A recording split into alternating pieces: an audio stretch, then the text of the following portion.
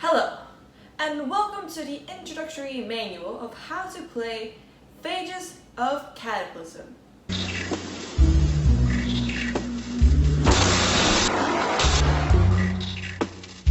This game simulates the spread of a virus as the pathogen learns to adapt to various responses in nature. And thus the objective of the game is to spread the pathogens gathered by the host cells to the entire Earth. Each character represents a lethal, highly contagious virus. Each player is allotted 5 host cells, which they use to spread the disease. This represents 1 host cell. The first 5 host cells must either be expanded immediately with the origin of the country and replicate its own DNA. As the virus propagates to infect more host cells and replicate its own DNA, the points earned are based on the advancement of the virus, which, whether permanent like the evolutionary advancement, or temporary like the global news, or the mode of transmission cards. And additional points are obtained from infecting a new continent, which is displayed in a chart in the lower left-hand corner.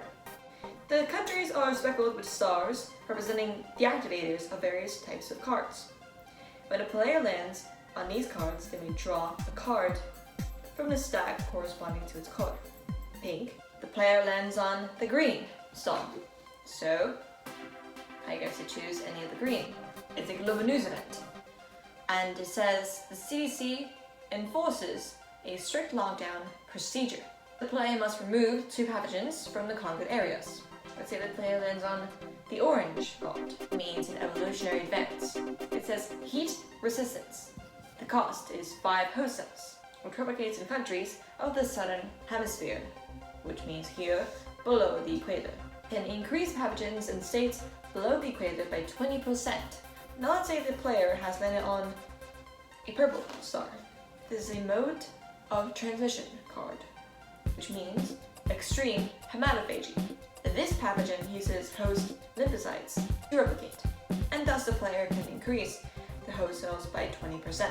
By understanding the modes of transmission being vectors for the disease based on evolutionary advances in global news hindrances, the player may learn how dendritic cells present antigens to the B cells, which signal the T cells to develop antibodies to combat the body cells threatened by the pathogens.